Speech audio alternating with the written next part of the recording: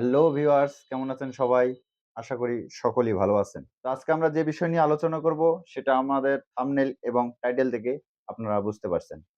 সবার একটা প্রশ্ন যে ভাইয়া কিভাবে জিমেইল খুলতে হয়? কিভাবে জিমেইল খুলতে হয়? এরকম প্রশ্ন অনেকেই করেছেন। তো অনেকেই যারা নতুন ইউজার আছে তারা জিমেইল খুলতে পারেন না। অনেকে অনেকের কাছে গিয়ে বলে বন্ধু আছে, বড় ভাই আছে তাদেরকে বলে যে ভাইয়া কিভাবে জিমেইল খুলবো? তো আজকে আমাদের এই ভিডিও দেখলে আপনারা কিভাবে জিমেইল খুলতে হয় শিখে যাবেন। তো কথা না বাড়িয়ে চলেন আমরা সরাসরি মোবাইল স্ক্রিনে চলে যাই।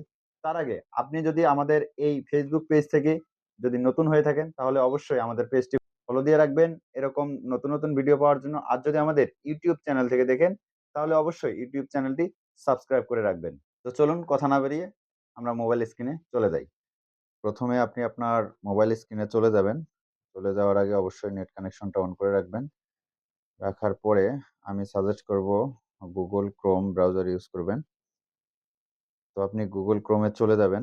যাওয়ার পরে এখানে সার্চ বারে সার্চ করবেন Gmail অ্যাকাউন্ট ক্রিয়েট। এখানে ক্লিক করবেন।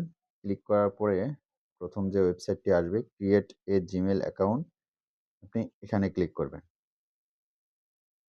ক্লিক করার পর একটু লোড নিবে। লোড নেওয়ার পরে এরকম একটা ইন্টারফেস চলে আসবে। নিচে স্ক্রল করে একটু নিচে যাবেন। নিচে গিয়ে এখানে দেখাচ্ছে ক্রিয়েট এ অ্যাকাউন্ট। আপনি ক্রিয়েট এ অ্যাকাউন্টে ক্লিক করবেন। ক্লিক করার পরে আমার এখানে জিমেইল লগইন করা ছিল যার ফলে এরকম ইন্টারফেস চলে আসছে। তো আপনাদের এখানে এরকম আসলে আপনারা এড অ্যানাদার অ্যাকাউন্ট এখানে চলে যাবেন। যাওয়ার পরে আবার এড অ্যানাদার টু ডিভাইস এখানে চলে যাবেন। যাওয়ার পরে এরকম লোড নেওয়ার পরে এরকম একটা ইন্টারফেস চলে আসবে।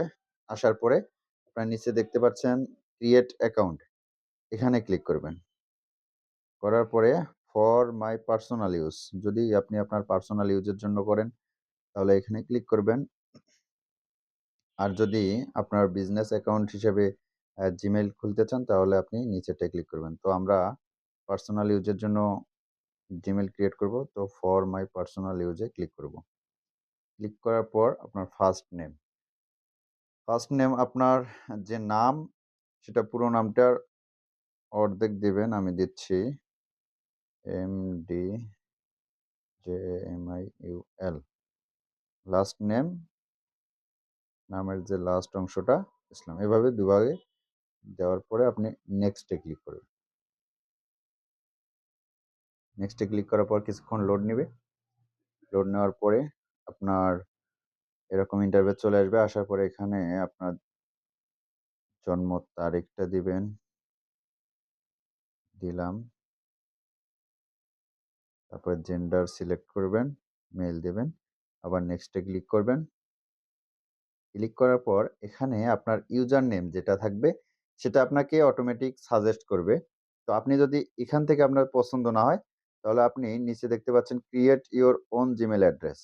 আপনি এখানে ক্লিক করবেন। করার পরে আপনার ইচ্ছামতো আপনি দিতে পারবেন। আমি দিচ্ছি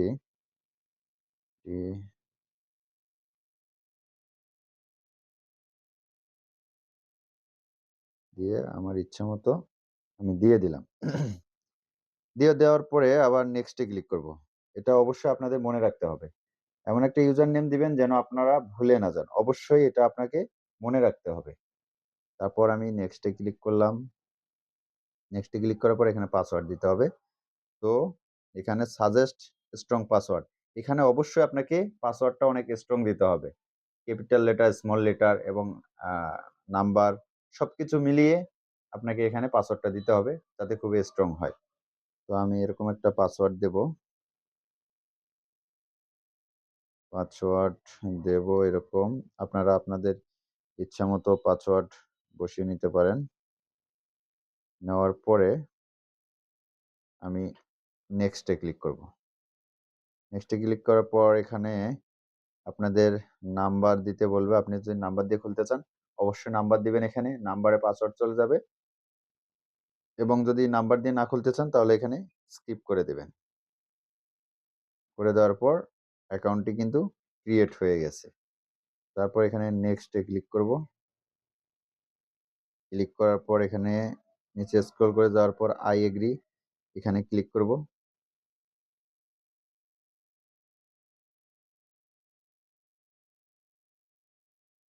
এরকম কিছুক্ষণ লোড নিবে। আপনাদের নেট কানেকশন যদি ভালো হয় তাহলে তাড়াতাড়ি আসবে। আর যদি একটু নেট স্লো হয়ে থাকে তাহলে অবশ্যই একটু সময় নিবে। আপনারা অপেক্ষা করবেন।